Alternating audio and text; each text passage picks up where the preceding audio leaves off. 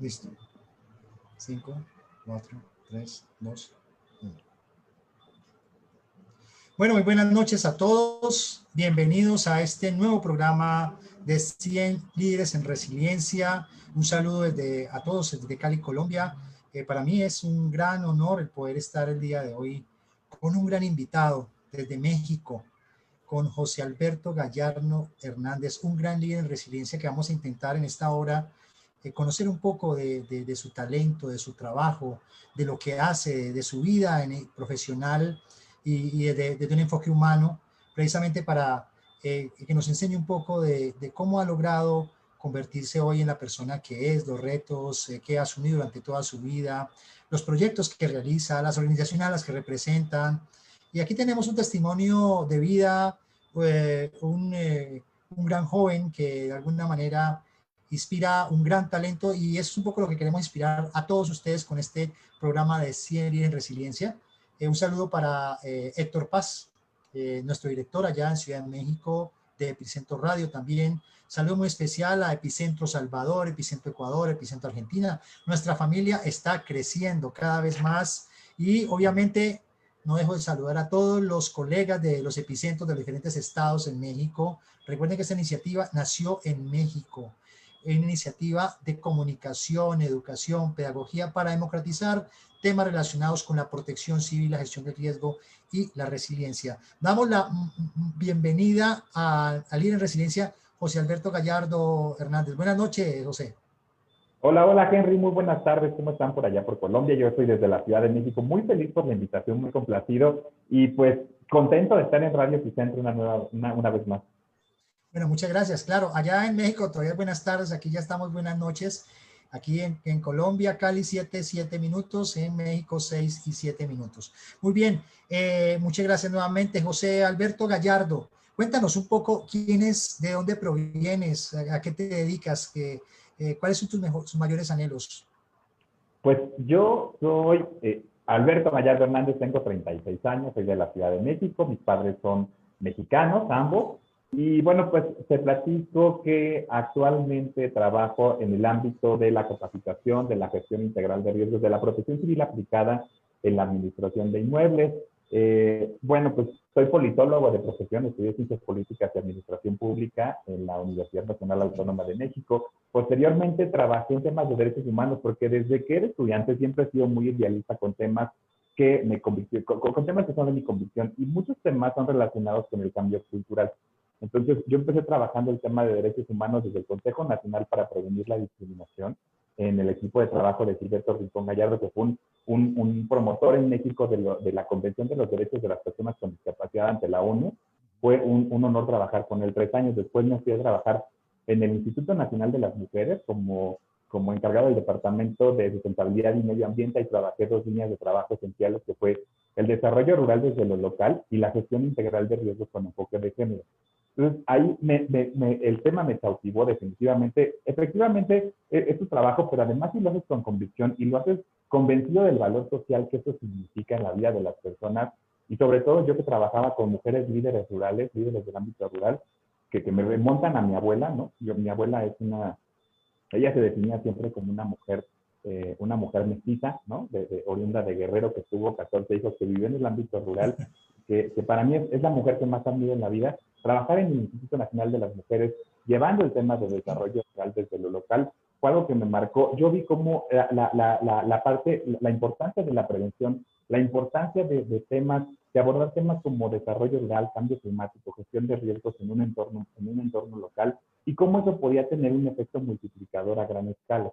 Después tengo la oportunidad de trabajar en el gobierno federal mexicano en Protección Civil Federal, en la Coordinación Nacional de Protección Civil, ya como encargado de la capacitación en estados y municipios.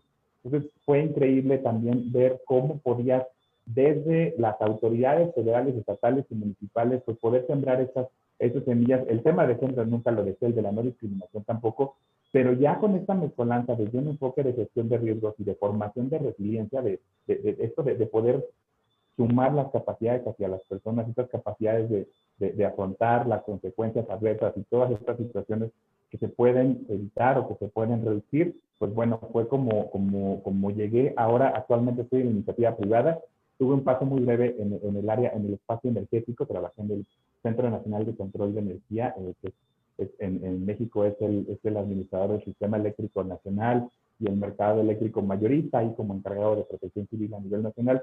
Y ahora estoy en la iniciativa privada, trabajo en una empresa que tiene presencia en más de 6 países, que somos alrededor de 100,000 colaboradores, y me toca la parte de desarrollo de proyectos y capacitación. Entonces, es amplio porque vamos más allá de la protección civil tradicional, como todo el mundo la ve, que esta protección civil que hace simulacros. Todos los 19 de septiembre en México conmemoramos una fecha muy dolorosa. La historia de México se fecha a partir de momentos imborrables, pero muchos de ellos son dolorosos.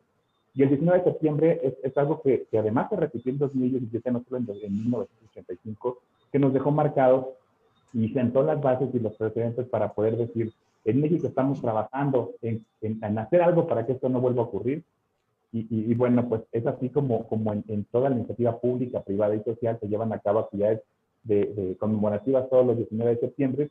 Y muchas personas todavía piensan que protección civil es hacer simulacros y capacitar en prevención de incendios y de primeros auxilios, y que hasta ahí hacemos.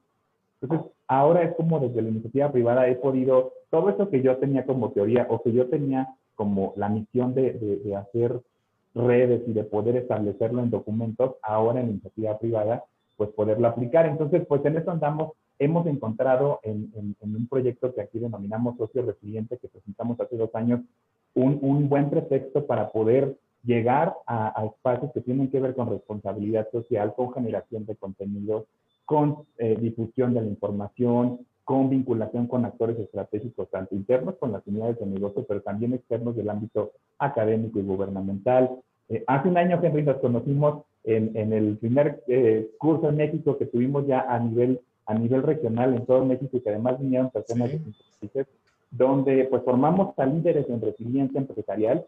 Fue un tema que Arise trajo a México. Ahí fue donde yo conocí a Henry Peralta como instructor de parte de Naciones Unidas, y es como hemos ido haciendo red y hemos ido fortaleciendo todos estos ámbitos que trabajamos en esta red, donde tenemos personas muy valiosas de la academia, tenemos personas que trabajan en todos los ámbitos. Y bueno, por eso es que yo estoy muy contento de poder platicar esta tarde contigo.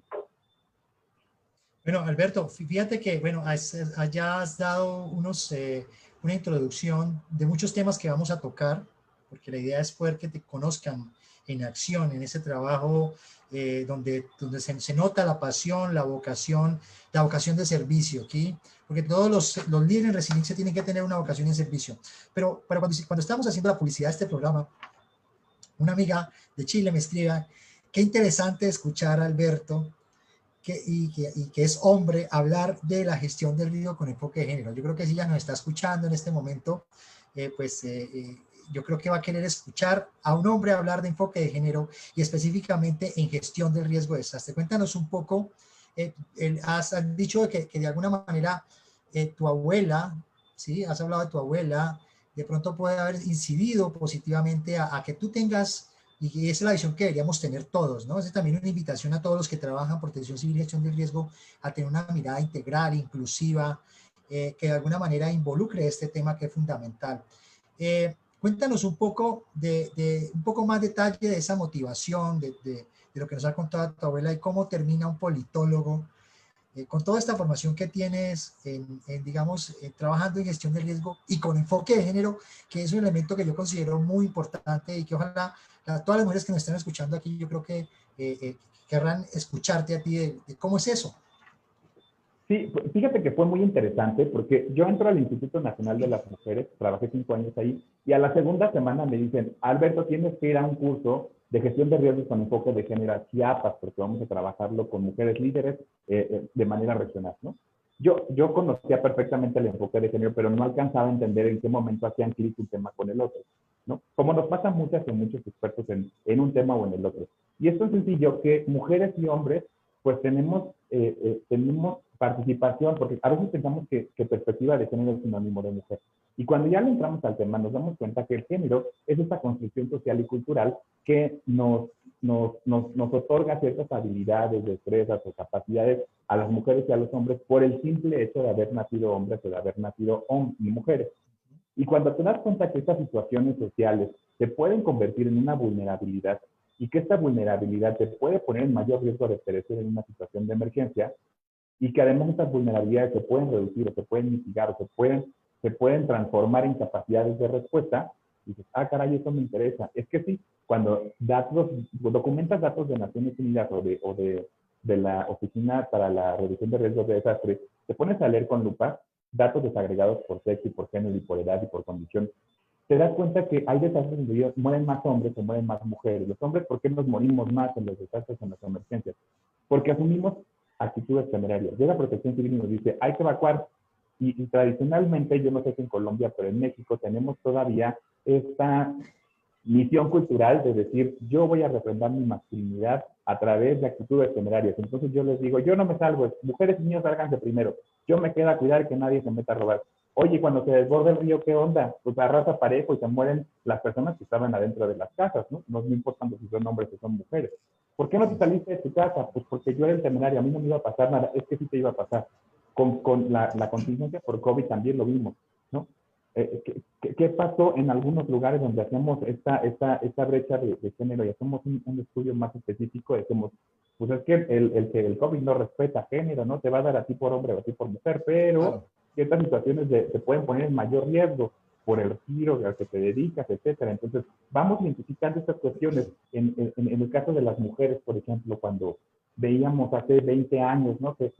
30 años que estaba empezando ese tema de las gestiones con enfoque de género, donde en Sri Lanka, por ejemplo, no llega un tsunami y entre el 70 y el 90% de las muertes en todos los eventos hidrometeorológicos fueron de mujeres, porque no habían desarrollado las habilidades para subirse a los árboles, porque traían una tela de 9 metros envuelta en todo el cuerpo, que además mojada no te permitía nadar, entonces nunca aprendiste a desarrollar, claro, nunca aprendiste a nadar, nunca aprendiste a subirte al árbol, la vestimenta te representaba un factor de riesgo, y así como nos vamos metiendo a datos extraordinarios que trabajé con el Centro Nacional de Prevención de Desastres.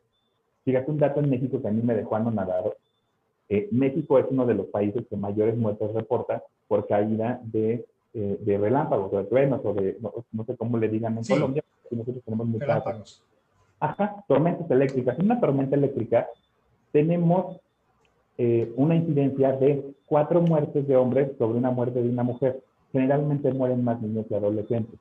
Y es que pongámonos a analizar los factores de riesgo. Empieza a llover y estamos jugando un partido de fútbol y nos dice nuestra mamá o nuestro papá, los hijos, ya métete, está lloviendo, ¿no? Y el hijo se queda echando una cascarita de fútbol en un campo abierto, rodeado de árboles y con una hebilla metálica. Pues eso es un imán para que te caiga un rayo, ¿no? ¿Y qué hacen las mujeres? Bueno, pues finalmente se acostumbra que las mujeres tienen que tener esa actitud de hacerle caso a la mamá o hacerle caso al papá, y entonces ellas se refugian en otro lugar, ¿no? O quién sale al espacio, quién se queda en el espacio público y quién sale al espacio público, quién se queda en el espacio privado, y entonces vemos estos factores de riesgo. A mí me impresionó muchísimo ver cómo morían más hombres que mujeres por esta actitud. Entonces, pues bueno, yo lo retomo a mi historia de vida, que como tú bien lo mencionabas, mi abuela es mi elemento a seguir. De hecho, hasta le dediqué mi tesis de la licenciatura de saber, ¿no? Fue una tesis de políticas con corte para personas adultas mayores. Ajá. Me acordaba mucho de todo lo que nos platicaba mi abuela, que vivían en su pueblo, ¿no? Mi abuela es de Guerrero, entonces cosas que tú decías, híjole, es que cómo es posible que esto las personas no lo conocen cuando hablas de buenas prácticas, de cuidado del medio ambiente, ¿no? Mi abuela, por ejemplo, pues tenía un montón de plantas, entonces ella, claro, en sus términos, ella no me decía que estaba haciendo composta orgánica. Ella juntaba desperdicios de comida, los molía, los ponía en sus macetas y después empezaba a tener una cuestión muy sustentable, que ya después ahora lo vemos con las sociedades verdes y con estos componentes, etcétera, ¿no? Entonces, buenas prácticas que no se habían documentado, pero también situaciones de riesgo que a mi propia familia, yo había escuchado que les había pasado. Esto del rayo, por ejemplo, ella me lo contaba mucho, que teníamos un familiar, X nombre, no lo voy a decir, que murió a través de la situación, ¿no? Que estaban en un partido de fútbol y que le cayó un rayo. Y dije, híjole, pues es que eso solo pasaba en el pueblo de mi abuela. Y cuando empecé a investigar, yo cuando vi este dato dije, es justo lo que mi abuelita ya me había platicado, ¿no? Como, ¿por qué no lo empezamos a documentar? Y pues sí es vocación de servir, pero también es estas ganas de querer que tu trabajo tenga un componente social, ¿no? No trabajas por dinero, no trabajas por hacer una jornada laboral, trabajas por por hacer algo integral, algo en conjunto. Yo ando en todos los foros que me invitan, ¿no? Y lo hago de manera, pues, yo por ejemplo no les cobro, ¿no? Cuando me dicen el gobierno fulano de tal, dame una charla de plan familiar de protección civil. Oye, ¿cómo hacemos un simulacro? Pues si lo hacemos vía web, yo busco la manera en la hora de la comida, tal vez hoy como en 5 minutos para poder tener la hora de comida libre y entonces aprovechamos esa hora para poder dar una charla, para poder dar una capacitación, o bien lo hacemos antes del trabajo, después del trabajo, pero siempre vas buscando esos espacios para poder pues compartir todas las experiencias. Yo cuando trabajaba en protección civil y en mis mujeres, recorrí todo el país, ¿no? Me tocaba, pues ya te decía, estados y municipios, entonces vi muy de cerca las necesidades de las personas, las necesidades de capacitación. De repente, en nuestro ámbito de la gestión de riesgos, somos muy técnicos. Entonces, vas a una conferencia de CENAPRED y te explica un científico que es el mejor del México, pero tú no eres científico ni eres científica. ¿Qué pasa si eres una mujer rural, indígena y campesina, ¿no? Y que tienes que hacer algo para poder salvaguardar tus bienes y a tus animales, y a tu familia, y además eres la jefa de familia. Entonces, yo me enfoqué mucho desde siempre en hacer esto, en traducir estos materiales técnicos a algo más llevadero, ¿no? Entonces, pues digamos que en el Mujeres soy el abanderado porque, pues obviamente en el Instituto Nacional de las Mujeres el 90% son mujeres, ¿no? Entonces éramos pocos hombres los que trabajábamos en el Mujeres y a mí me tocó un ámbito pues muy masculino porque me tocó dar cursos de género al personal de las Fuerzas Armadas, ¿no? De la Sedena, de la Marina, los bomberos, a Claro. estas estructuras que estaban completamente, pues desde una visión androcentrista, es decir, pensadas para los hombres. Tú vas a una estación de bomberos y no hay baños de mujeres, ¿no? Claro. Y no es porque no se les haya ocurrido hacer baños para mujeres, sino porque era una estación donde no entraban las mujeres. Hoy hay muchas mujeres bomberas y oye, nuestra amiga Oye Bombera, que por ahí anda muy, muy famosa en toda Latinoamérica, no me dejarán mentir. Dice, pues es que nos turnamos para usar el baño. Oye, si empezamos también a tratar de impulsar políticas que ya no sean ciegas al género y que también, además de abrir espacios en las convocatorias para que ingresen mujeres a los cuerpos policíacos y de bomberos y de atención hospitalaria, también modificamos la instalación física para que podamos tener cabida todas y todos. Entonces, así fue como yo fui hablando del enfoque de género, del enfoque de gestión de riesgos, de la participación de los hombres y de las mujeres. Y bueno, pues ya pasaron 14 años, ¿no? Entonces, así es como ha sido este trabajo. Bueno, muy bien. Estamos dialogando con Alberto Gallardo desde Ciudad de México, un gran líder en resiliencia. Para los que se conectan, estamos en el programa 100 líderes en resiliencia, un programa que hacemos todos los jueves por Epicentro Radio y que busca destacar la labor de los seres humanos que trabajan en temas relacionados con la resiliencia, promocionando diversos campos del conocimiento. Y bueno, el día de hoy estamos con José Alberto y nos está comentando un poco de todas sus cosas, de lo que está haciendo, la proyección que tiene. Alberto, frente a este tema, también has trabajado con temas de discriminación. Vemos que la gestión del riesgo de desastre hoy se debe practicar con un carácter inclusivo y diferencial.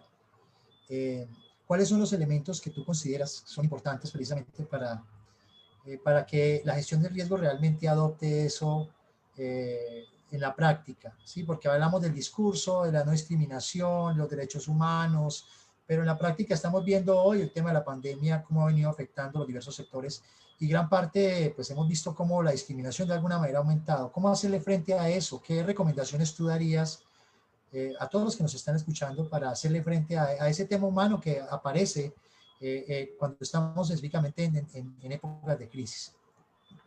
Pues la discriminación se entiende como un trato desigual y como anular las posibilidades reales de una persona en un entorno. Si hablamos de la no discriminación en la gestión de riesgos, yo les diría a grosso modo que pensemos que todas las personas somos agentes activos en el momento de la emergencia. Siempre cuando doy un curso les pregunto, ¿quién es la persona más vulnerable en una situación de emergencia? Y de inmediato las personas me contestan, las niñas, los niños, las personas adultas mayores con algún tipo de discapacidad. Oye, ¿por qué son las más vulnerables? ¿No? La respuesta es sencilla, porque no saben qué hacer, no es que no puedan. Evidentemente su participación va a ser diferente en función de sus capacidades y de sus habilidades desarrolladas por el simple hecho de haber desarrollado ciertas actividades en su vida, pero todas y todos participan. El problema es que como no las contemplamos como un agente activo que puede entender la urgencia o la emergencia, que puede gestionar el riesgo, que puede atender alguna situación o que se puede salvaguardar, no escuchamos sus características, sus necesidades. Hoy en la mañana estaba en una plática con nuestra amiga Goretti de Radio Epicentro de Puebla. Su hermano es sordo y entonces ella sabe hablar lengua de señas perfectamente. Oye, Goretti, ¿cómo le hacemos para decirle a una persona sorda que está sonando la alerta sísmica o que está sonando una alarma? ¿No? Le escribes, oye, pero no todas las personas saben escribir, leer, escribir. ¿No? ¿Cuál es el símbolo universal? Y entonces ella nos decía, pues le tienes que decir de inmediato, ¿no? Haces el sonido de que se está escuchando y de la alarma. O si no, pues entonces le dices que hay un riesgo, ¿no? Que nos decía que la E, por ejemplo, ¿no? La junta como si fuera, y entonces, emergencia, vámonos. Esas dos cosas tan sencillas, ¿cuántas personas las sabemos? Es más, ¿cuántas personas de nosotras y de nosotros sabemos si el de al lado no tiene alguna discapacidad? ¿No? Porque pues tú puedes trabajar con esa persona durante muchos años y nunca te diste cuenta que necesitaba algo en específico para poder atender una emergencia. Y como nunca le explicaste, como nunca participó, como nunca se integró en las brigadas, pues hoy no sabe qué hacer, ¿no? Y entonces, si queremos reducir el riesgo de las personas, pues es contemplarlas a todas como agentes activos y contemplar las necesidades específicas. ¿Quién mejor que ellos para decirte si necesitan algo? ¿No? Y O sea entonces que, participa, por ejemplo, de diferente manera, ¿no? Tu participación no va a ser bajar los dos sentidos, tu participación va a ser quedarte replegada en ese muro de carga, no te vamos a estar buscando, vamos a saber que tú estás ahí y que en el momento en el que hay una brigada de búsqueda y rescate entramos por ti a este lugar. o sea, eso implica, según lo que estás diciendo y con la experiencia que tú tienes en temas de promoción de la cultura, hay que crear una cultura o hay que fortalecer una cultura de la gestión de riesgo. Una cultura de gestión de riesgos, pero además una cultura incluyente, ¿no? Hay por ahí un tema entre si debe ser incluyente o inclusiva por los términos que los derechos humanos se van modificando en función de que alguien plantea las necesidades, ¿no? Eso me queda clarísimo. Pero una cultura de protección civil, una cultura de gestión de riesgos, una cultura de autocuidado y autoprotección, pero además que nos incluya a todos y a todas. Tú como politólogo podrías plantear que tal vez la resiliencia debería convertirse en un derecho universal. Lanzo así una idea. ¿Crees que podría convertirse? ¿Es un derecho universal? O sea, el derecho y el deber a fortalecer las capacidades. ¿Cómo lo ves tú como politólogo esa posición? Pues yo creo que tenemos todo para sentar las bases, porque además los derechos humanos son inalienables y además van relacionados unos con otros. Entonces, si violas uno, viola todo. No hay uno más importante o uno menos importante. Yo creo que parte de ese derecho a la vida y a un medio ambiente sano y a esos derechos humanos de tercera generación también tendríamos que garantizarlos a las personas que podemos ser resilientes después del embate de un fenómeno de origen natural, podemos ser resilientes después de alguna situación generada por algún factor generado por el ser humano, ¿no? Que las personas entiendan que podemos regresar a la normalidad lo más pronto posible, que podemos salir airosos de una situación de desastre, de emergencia, y que aún en estas contingencias, pues podemos verle las cosas buenas, ¿no? De repente tendemos en este discurso a hablar que 2020 ha sido el peor año de toda la vida. Y yo creo que no. Yo creo que una persona resiliente ve 2020 como el año en el que más ha aprendido de ciertas cosas. 2020 a mí me dejó, ayer fue mi cumpleaños y yo me ponía a hacer una analogía de ¡Feliz cumpleaños! lo que aprendí este año. Y aprendí cuestiones desde muy básicas, ¿no? Que tuvimos que regresar a la primaria cuando nos enseñaron a lavarnos las manos y que las tienes que tener limpias todo el año, todo el día, perdón, lo cual, pues, perdón, ¿no? ¿Cómo crees que no? Pues no, nos tuvimos que volver a regresar, pero también aprendes a valorar cuestiones como la salud, aprendes o reaprendes o recuerdas lo importante que son otras cosas. Y a mí 2020 me deja muchas cosas, ¿no? Yo también ya tuve la desagradable experiencia de haber sido, pues bueno, pues contagiado por el virus, ¿no? Estuve hospitalizado una semana, te pasa por la mente. No, en México usamos la frase mucho de vas a cargar los peregrinos, ¿no? Como para decir, llegas o no llegas a Navidad. Entonces yo dije, ya no voy a cargar los peregrinos este año. ¿Qué? Después cambia y ahora me siento una persona con una misión de vida que tiene que ver con más cosas, ¿no? De repente hay ya cuestiones que me detenía y decía, mejor mañana lo hago, pues es que la vida la puedes planear y el mañana, pues, pues sí, sí, ojalá que sí llegue, pero si no, ¿qué te parece, Alberto, que mejor no lo hacemos hoy, ¿no? Entonces, para mí, que me dejan muchas cosas buenas, malas como a todos, por supuesto, pero esa es la resiliencia, y ese es el derecho a la resiliencia al que podríamos apelar, ¿no? Vamos a sentar las bases para que las personas seamos resilientes como personas, como economías, como países, como sociedades. Bueno, no sabía que te había pasado esa situación y pues espero que ya estés muy bien. Lo veo, te veo muy bien, pues bien recuperado y además de eso promocionando una cultura positiva, un mensaje positivo, que a pesar de que Alberto le tocó vivir esa situación y en carne propia, lo que nos está diciendo es, no todo es malo, hay una oportunidad para reinventarse, para seguir adelante. En el marco de eso, si regresáramos años atrás, normalmente todos los que trabajamos en estos temas de gestión de riesgo, ha habido un hecho, un acontecimiento que te ha marcado a ti para, puede ser un hecho positivo o un hecho negativo también, que puede pasar de que algo positivo, ¿no? Ella ha marcado para que este politólogo eh, pudiera entrar en la gestión de riesgo. Por ejemplo, a mí, siempre lo digo, me marcó el terremoto del eje cafetero en 1999, cuando era un estudiante que tuve la oportunidad de trabajar en el laboratorio sismológico como estudiante, como becario, estaba en tercer año, y eso me marcó la vida y por ahí, desde esa época, del año 99, vengo trabajando el tema. Cuál es el hecho, digamos, contundente que llevó a que José Alberto Gallardo trabajara en el tema de la gestión de riesgo de desastre? Híjole, pues yo creo que fueron varios definitivamente. Yo recuerdo este marzo de 2009, cuando yo trabajaba en el CONAPRED, en el Consejo Nacional para Prevenir la Discriminación, y empezaba a gestarse una pandemia por influenza H1N1. Wow, sí. Yo recién egresado de la Facultad de Ciencias Políticas, con esas ganas de quererte comer al mundo de una sola mordida, y en tu primer trabajo te mandan a tu casa, y además te dicen, esto pinta mal, no, porque era negatividad, ¿no? Vete a tu casa, tal vez va a pasar esto, seguramente ya no vas a concluir mi titulación, que en ese momento estaba en trámite, en el trabajo, pues tal vez ya no vamos a saber si estás o no estás contemplado para el siguiente año, porque se viene muy complicado. Empezamos a hablar de muchas cosas muy complicadas en 2009.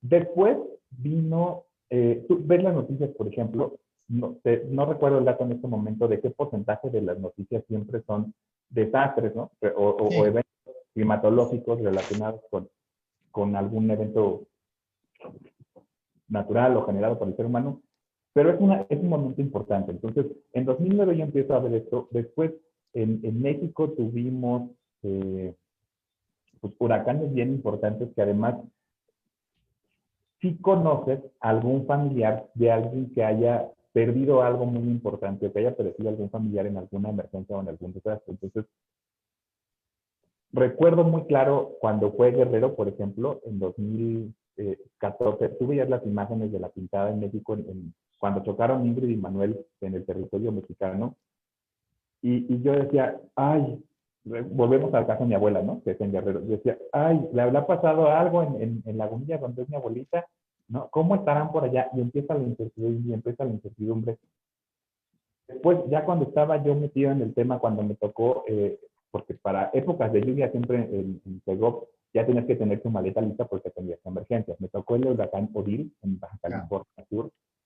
Ver una ciudad como Los Cabos, que tú habías visto alguna vez como el espacio más mágico y más espectacular del mundo, completamente destruido y devastado, donde las personas se peleaban por una botella de agua, ¿no? Donde a nosotros mismos de repente dejabas una cosa y ya no estaba, fueron como las bases que a mí me sentaron para decir, me tengo que dedicar a esto toda la vida, ¿no? Desde diferentes ámbitos y desde diferentes trincheras, porque cuando estaba en el Mujeres, por ejemplo, yo no estaba en la acción respecto a la atención de las emergencias, pero tenía una pluma, y en la Facultad de Ciencias Políticas, a diferencia de las otras facultades que de repente dices, bueno, sí, mi amigo el médico al tercer semestre ya sabe tomar la tensión arterial, y el ingeniero ya sabe hacer cosas prácticas, y tú decías, voy en noveno semestre, ¿qué hago? ¿Qué sé hacer, no? Pero cuando ya eres egresado y dices, sé usar la pluma y sé para qué se usa, en el Mujer yo me dedicaba a escribir artículos en un periódico aquí que se llama Milenio, un periódico Milenio. Entonces, escribí algunas columnas por ahí y después me preguntaban en el área de comunicación social, ¿no? Que primero decían, es que nunca hemos escrito nada desde las mujeres o desde la trinchera de género con el tema de protección civil, y las personas están preguntando, están interesadas que cómo estamos trabajando este tema. Y si te avientas otro artículo, pero ahora sobre Tabasco, y si te avientas otro artículo, pero ahora sobre refugios temporales. Entonces, por eso digo que cuando sabes dónde quieres llegar, que se llama prevención, se llama resiliencia, se llama fortalecimiento de capacidades, encuentras la forma. Mira, estamos aquí con Alberto y aquí hay saludos, saludos para Alberto, excelente entrevista, muy enriquecedora e interesante. También, bueno, Sandra Susana nos envía un saludo. Bueno, a todos los que se están conectando en este momento, estamos escuchando la experiencia de vida de Alberto Gallardo, que pues nos ha contado, que digamos, le ha acontecido también en carne propia el tema del COVID-19 y ha salido aquí lo vemos con todo su entusiasmo cada vez más fortalecido y nos ha contado también cuáles fueron sus inicios. Yo creo que todos los que nos estén escuchando también tienen alguna experiencia de vida y eso es un poco lo que queremos destacar en este programa de Ciencia en Resiliencia cada jueves de 6 de la tarde a 7 de la noche hora México, 7 de la noche 8 a 8 de la noche hora Colombia, precisamente para mostrar esas vivencias humanas y qué hay detrás de esos grandes líderes que están promocionando de alguna manera la resiliencia en todos los ámbitos. Alberto, vemos hoy esta pandemia que nos está, digamos, poniendo a prueba, ¿sí? Poniendo a prueba a toda la humanidad. Vemos cómo los gobiernos, cada uno de diferentes aspectos, han establecido políticas, restricciones. Eh, Vemos cómo también el tema a nivel humano, por el encierro de muchas, pero también por los problemas económicos están afectando precisamente a mucha población. Tú que ya viviste en carne propia esta enfermedad, ¿cuál es tu recomendación para todos aquellos que nos escuchan?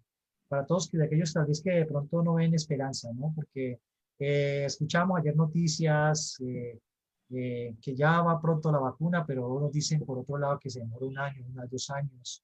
Entonces, frente a eso, ¿cómo aplicar la resiliencia para en este mundo donde hay mayor incertidumbre, donde sabemos cuándo empezó y en dónde empezó esta pandemia, pero no sabemos cuándo va a terminar y la hemos denominado como un desastre en progreso que todos estamos viviendo? ¿Cuáles son las recomendaciones que tú das a todos los que nos escuchan de tu experiencia de vida personal? ¿Cómo enfrentar esta crisis anímica también, ¿no? Y de incertidumbre. Pues efectivamente el tema de la vacuna, platicábamos con el doctor Pablo Curi, que en México es un experto en salud pública y en epidemiología, y nos explicaba lo complejo que es llegar a una vacuna que sea universal, que ya esté producida, que ya esté aplicada en todas y en todos, que no le provoque alguna reacción alérgica a las mujeres en edad fértil o que no a las personas con alguna enfermedad crónico-degenerativa. Entonces, nos explicaba el proceso, ¿no? De si iba a ser una dosis, si iban a ser dos, si iban a ser todas las cuestiones técnicas. Y concluimos con una cosa: la mejor vacuna en este momento que tienes se llama cubrebocas, ¿no? Esta es la vacuna que tenemos hoy, 26 de noviembre de 2020. Y lo mejor que podemos hacer es que no nos den, porque yo escucho mucho, he leído en las redes sociales que las personas trivializan mucho, ¿no? Yo creo que lo mejor es que no te preocupes de investigar si te va a dar fuerte, te va a dar leve o cómo te va a dar. Yo creo que lo mejor que podemos hacer es no bajar la guardia. De repente, yo compartí mi experiencia en redes con el tema del COVID porque tuvimos aquí el Thanksgiving, ¿no? Que estamos ampliando para fortalecer la economía y que ya además se reconfigura la economía para hacerlo online y para hacerlo desde tu casa, porque los mismos precios tienen las tiendas en línea y las tiendas en físico. Pero yo veía las filas de 2 cuadras afuera de algunos supermercados que decía, es real que las familias completas vienen a la tienda, ¿no? Y que además, pues, sin seguir las reglas mínimas de sana distancia, de protección en la nariz y en la boca, como por qué tenemos que siempre tratar de no atender las indicaciones del sector salud, ¿no? Por ejemplo. Entonces, yo la primera recomendación que les diría es no bajemos la guardia, no hay vacuna y hasta que no tengamos una vacuna, esta nueva normalidad nos presenta muchos retos, sí, pero pues lo mejor que podemos tener es salud. Entonces no bajemos la guardia, tratemos de seguir las indicaciones en sus países. Aquí en México, como en China, ya estamos implementando lo del código QR para que tú digas dónde estuviste y entonces se pueda en alguna situación aislar a los contactos. Estamos avanzando mucho, las autoridades de salud lo están haciendo. Hay algunas cuestiones que a algunos les parecen, a algunos no les parecen, pues al final estamos todos y todas aprendiendo. No es un desastre como un sismo que ocurre en unos segundos y que los efectos, aunque pueden verse por semanas o por meses, pues bueno, ya el evento ocurrió aquí, es lento, es prolongado. Lo que antes era un espacio seguro, hoy tal vez físicamente no ha cambiado porque no se quemó, porque no se cayó, pero ya no es seguro, ¿no? Entonces, ¿cómo le hacemos para reconfigurar esto y entender que ahora donde antes en un espacio cerrado cabíamos 10 personas, hoy solo podemos estar 3 porque tenemos que tener sana distancia, porque tenemos que estar lavando las manos, porque tenemos que fortalecer esos hábitos? Pues bueno, ¿no? Ese es como el camino a seguir. Hay que ser positivos, pues dicen por ahí los expertos y los médicos que es más vulnerable una persona que tiene las defensas bajas y que ser negativo y y tener todos estos malos rollos te baja también las defensas. Entonces, si tener buena actitud y tener una sonrisa te va a subir las defensas, te va a mantener las defensas arriba, pues mira, yo no voy a dejar de sonreír porque ya hay muchos casos de personas que se han vuelto a contagiar y yo no quiero ser parte de las estadísticas. Entonces, pues no queda más que seguirnos cuidando y, pues aprender a convivir, ser resiliente tiene que ver con muchas cosas. Efectivamente, el panorama para el año que entra en cuestión de economía no va a ser igual que el que teníamos en este año, pero ya Arise está planteando modelos de esquemas de negocios desde el punto de vista de la resiliencia frente a la contingencia por COVID. Entonces, pues tenemos que acercarnos a esas voces expertas y empezar a reconfigurar lo que hacíamos antes y hacerlo de diferente manera porque, como tú dices, nadie sabe cuándo va a terminar esto, caray.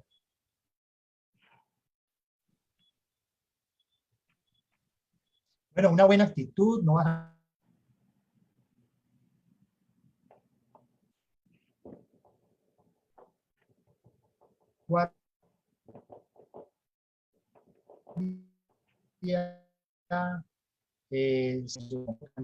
aspectos de la vida.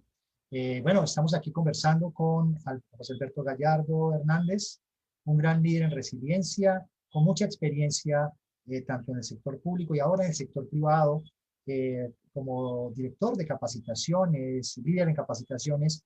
Y frente a ese tema de la formación, tú que ahora estás liderando este proceso, yo sé que lo haces con cientos de personas, llevando un mensaje positivo. ¿Cuál crees tú que es el sentido precisamente de la educación y la formación para la resiliencia? O sea, ¿cuál es el elemento fundamental que tú consideras que se debe fortalecer precisamente a todos los que nos están escuchando? Porque la formación se vuelve hoy más importante que nunca. Y hay otra cosa clave, ¿no? Es que tú decías ahora, ahora también hay un cambio de cómo se hace la capacitación. Me imagino que a ti también te ha tocado unas de pronto tal vez presenciales, no sé cómo es digamos, tu experiencia, quiero que nos la cuenten. ¿Cómo pasar de esos procesos de formación donde estábamos concentrados en un determinado lugar, como el que hicimos el año pasado, allá éramos ya unas de 100 personas en un espacio, y hoy lo estamos haciendo de manera virtual? ¿Cuáles son esos retos de la formación en tiempos de pandemia para Alberto, licenciado en Ciencias Políticas y Administración Pública, que crees que hay que empezar a abordar desde tu experiencia y para todos los que nos escuchan que se dedican a hacer eso, que dedican a hacer capacitación, que dedican a llevar un mensaje positivo? ¿Cuáles son esos retos frente a esta nueva realidad en el marco de la formación de la virtual, de lo virtual? Pues yo creo que fluir en sinergia con el universo. Sabes, yo mi primera conferencia con vía Webex fue con la Universidad de Guerrero y entonces me tocó compartir la mesa con la doctora Choli Campos, que es la directora del Sismológico Nacional. Entonces, expone ella y le dicen, vamos a compartir pantalla. Yo no sabía que se podía compartir pantalla por Zoom, ¿no? Entonces, yo tenía mis impresiones y yo pensaba con una impresión en mi cámara. Y no sabes la que me dio, porque dije, híjole, de haber sabido mejor eso lo hubiera puesto en un PowerPoint. Estamos en vivo, ya no puedo maniobrar, ¿no? Claro, entonces, qué súper adaptar. Hoy en la mañana, por ejemplo, con esta conferencia que te platicaba de Goretti, era otro servidor el de Zoom, ¿no? No era Zoom, era una cosa que se llamaba videoconferencia, que yo nunca había entendido y me tardé como 5 minutos en entrar. Y vas teniendo, no es por hacer comercial, pero de repente Sí, dicen, va a ser en Zoom, va a ser en Meeting, va a ser en Live del Facebook. ajá, No, sí, vamos a hacerlo en Hangout. Ahora vamos a hacerlo en por lo menos 10 plataformas, yo creo que ya tenemos que manejar. Y claro que no eres experto en tan poco claro, tiempo, ¿no? Entonces, todos estos recursos didácticos y pedagógicos que nos enseñaron cuando nos certificamos como instructores, tenemos que regresar a las aulas, ¿no? claro. Yo recuerdo un instructor que me decía, tienes que ponerte en el papel del que está enfrente de ti, ponte en tus zapatos y entiende que esa persona, pues tal vez desde el punto de vista de la andragogía, que es esta pedagogía para adultos, Sí, pues tal vez su disposición de aprender es diferente a la del niño, porque el del niño viene con la disposición de aprender, pero el adulto pues tal vez viene con esta, o tal así vez es. una fuerza de su trabajo, o tal vez Ajá, no venía 4 horas, nada más venía una, o su idea que tú le vas a, que vas a, como facilitador, que vas a hacer o que buscas que piense de otra manera, o que realicemos un cambio cultural, pues tal vez no lo va a tomar de buena manera. Entonces, siempre nos decían, acompañen cada una de sus actividades, de acuerdo al nivel de conocimientos al que ustedes quieren incidir, con algún instrumento pedagógico, algo que sea atractivo para la persona y que además pues vayan aplicando instrumentos de evaluación por cada uno de los bloques. Es exactamente lo mismo que hacíamos presencial, solo que ahora lo tenemos que hacer en línea. Y tiene que ser visualmente atractivo. Hicimos algunos videos para un curso de primeros auxilios. Yo me negaba rotundamente a hacer un curso de primeros auxilios porque yo creo a la fecha que primeros auxilios se tienen que enseñar en vivo. No, no puedes enseñar eh, pensando que las personas van a ver un video, pero después contra esta pandemia dijimos, no podemos dar un curso de RCP para que las personas toquen un mismo maniquí, ¿no? ¿Cómo le hacemos? Compramos 100 maniquís y si mejor hacemos un video y ponemos el audio de los DJs de Ina Live y entonces ponemos a un hombre y a una mujer y a un joven y a una persona, a muchas personas hacemos una mezcolanza y además lo hacemos dinámico y lo acompañamos de una infografía que Denis Valladares, por supuesto, que nos dio este curso de las 5 herramientas digitales aplicadas. Y así es como lo hemos ido conjugando. Es algo de manera integral que hacemos con el área de diseño, ¿no? Con el área de quien tiene la expertise en la parte técnica, con la parte de quien tiene el conocimiento, con la parte pedagógica de andragogía y de contenidos, con quien ve el tema de portales internos. Entonces es un trabajo en equipo. No se desesperen por ahí. Yo sé que las personas que nos están viendo y se dedican a la capacitación nos agarró por sorpresa. Tal vez muchos ya habíamos entrado a por cursar algún tutorial o hacer un curso online, pero de repente te dicen, este año no va a haber capacitación presencial y muévete a tu esquema para que sea un esquema en línea, pues claro que te hace tambalear, ¿no? Y es cuando también vuelvo a la resiliencia, pues tienes que entender y tienes que cómo va el mundo y así poderte ir actualizando. Entonces, está padrísimo. Hoy que ya domino más, ya comparto pantalla, ya no enseño mis claro. impresiones, me doy cuenta de cuántos recursos habían ahí y tan fácil que era usarlos y que eran gratuitos además, ¿eh? Porque no te estoy hablando de plataformas que cobren, son Ujú. plataformas gratuitas, ¿no? Cuando hice mi primera infografía en TikTok, que me tardé 1 hora, yo dije, wow, es que eso parece que está compitiendo con el trabajo de alguien que se dedica a esto, ¿no? Y no por menospreciar, los diseñadores siempre van a hacer mis máster y mis más reconocimientos, pero ya no estaba tan chafa, ya no hacía un diseño en Paint o en PowerPoint, ya era una infografía en forma. Entonces, me he ido metiendo a estos programas y te das cuenta que sí se puede. Va a costar trabajo, sí, pero pues bueno, si así es como lo tenemos que hacer porque no lo podemos hacer de otra manera presencial, pues ¿por qué no hacerlo? ¿O por qué no aprovechar estos recursos? Bueno, con el sí se puede, con la experiencia que tiene Alberto, nos motiva entonces a continuar precisamente con este reto, ¿no? Que es la formación, la educación virtual. Yo también he aprendido mucho en estas temáticas. A veces le huía un poco a la parte virtual, pero tiene muchas ventajas. Podemos llegar a más personas, podemos usar recursos audiovisuales de todo tipo. Y pienso que en la medida que esto se va masificando, pues ya se vuelve parte de la normalidad y la cotidianidad que tenemos que aprender a vivir hacia adelante. Ya para ir, digamos, ir cerrando esta gran entrevista con Alberto Gallardo de la experiencia, me gustaría mucho que nos compartieras, si a ti te preguntaran sobre cuáles son los 3 aspectos claves que Alberto, digamos, tiene en su vida para ser resiliente, ¿qué consejo nos darías? O sea, ¿cuáles son esas tres cualidades que tú dices, mire, con esas tres cualidades, como mínimo tres, que puedes decir cinco, lo que sea, pero mínimo tres cualidades que use, que promueva, que practique, que ponga en práctica, Alberto, para ser resiliente y para promover a otros que crean y creen en la resiliencia? Híjole, tres cosas. Pues la primera yo creo que sería ser positivo. Cuando tú eres positivo, creas en tu mente, decretas y te orientas hacia ese resultado, ¿no? Evidentemente va a haber muchos baches en el camino, no va a ser fácil, te va a tomar más tiempo de lo que pensabas, los recursos van a ser más los que vas a utilizar, te va a salir más caro en cuestión de recursos, de tiempo, etcétera. Pero si eres positivo y dices, sé perfecto a dónde quiero llegar, yo estoy seguro que esa es una característica básica de las personas resilientes. Eh, Híjole, otro que tiene que ver, y tal vez tiene que ver con la palabra tal cual de la resiliencia, es no, no clavarte o no centrarte en los problemas, sino más bien en las soluciones. Suena mucho a coaching, Sí. pero tiene que ver cómo vas viviendo cada una de las situaciones. Hoy en México, en Tabasco particularmente, estamos inundados, estamos con el agua fuera de los niveles de los ríos, y Sí. eso nos ha pasado los últimos años, ¿no? Nos pasó en 2007, nos pasó en 2009, nos volvió a pasar en 2014 y 15, ¿no? En Campeche y en Tabasco, nos está pasando en 2020. Y a mí me tocó recorrer esos municipios, ¿no? En las dos inundaciones pasadas, y las personas me decían, Alberto, ven, es que yo pensé que esto nunca iba a pasar. Alberto, ven, es que esto aquí nunca había pasado. Y yo me decía a mí mismo, híjole, ¿cómo les digo que pues, su comunidad está bajo el nivel del río, ¿no? ¿Cómo le hacemos para poder concientizar a las personas de que las capacidades de respuesta podemos verlas entre todas, entre todos? Sí tiene que ver con muchos factores, ¿no? De urbanización, y de uso del territorio, y de manejo de cuencas hidrológicas, y de políticas públicas, pero también tiene que ver con las personas que estén informadas, ¿no? Que conozcamos un alertamiento temprano para las lluvias y para los ciclones tropicales, que empecemos a manejar recursos un poco más técnicos, que trabajemos en coordinación con las autoridades. Entonces, yo creo que si tienes esa capacidad de poder afrontar todas estas situaciones adversas, pues puedes sentar las bases para la resiliencia, ¿no? O sea, ya eres positivo, pero en el camino te van a pasar cosas malas, entonces tienes que tener o desarrollar o generar esta capacidad de poder ir trabajándolas.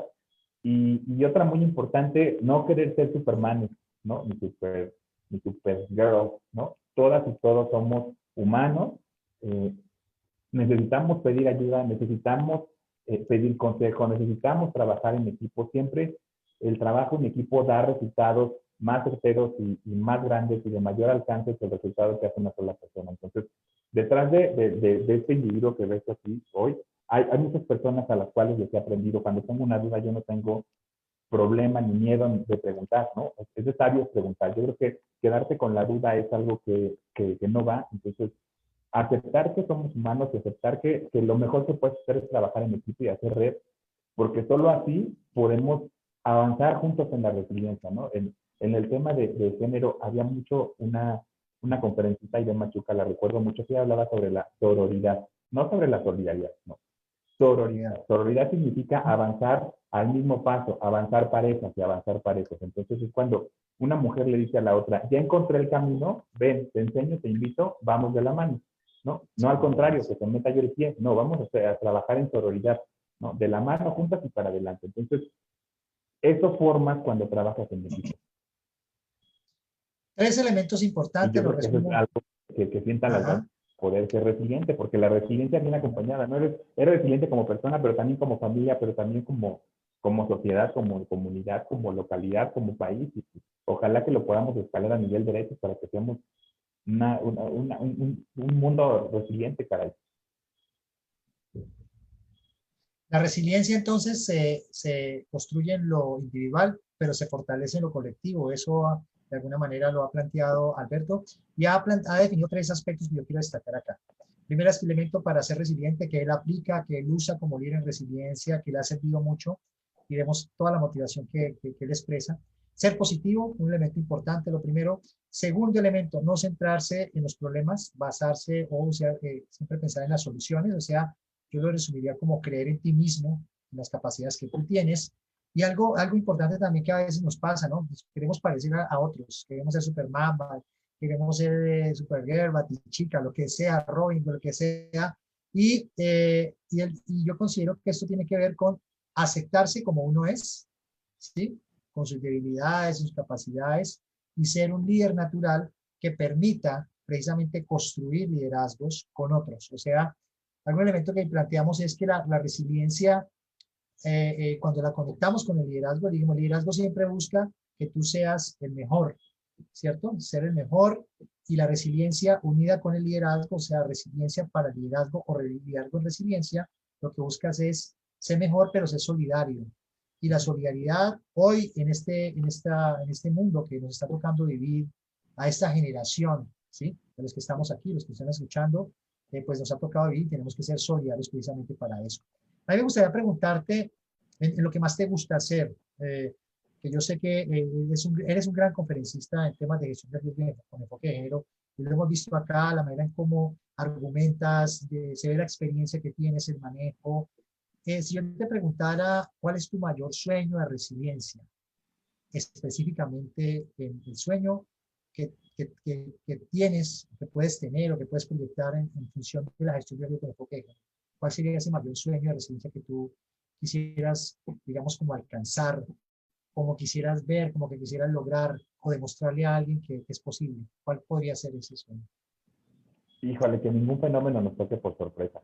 Hablando de fenómenos de origen natural o generados por el ser humano. Yo creo que en la medida en la que tú entiendas que puedes alertar o que puedes ser alertado, que puedes entender que ciertos factores te ponen en riesgo, vamos a evitar que haya pérdidas de vidas humanas, ¿no? Al final de cuentas, entonces, sí se miden en cuestiones socioeconómicas, pero hay cosas que se reparan y hay cosas que no se reparan, y una vida no se repara con nada. Entonces, en la medida en la que nosotros ya no seamos sorprendidos y que digamos esto nunca haya pasado, yo creo que esa es mi meta de resiliencia a nivel mundial, ¿no? Que todas las personas, sin importar tu clase social, tu etnia, tu lugar de nacimiento, tu color de piel, cualquier cosa de estas cuestiones que nos hacen a veces en que unas personas sí lo entiendan y otras no lo entiendan, yo creo que romper estas brechas de desigualdad y que todas y todos podamos hablar de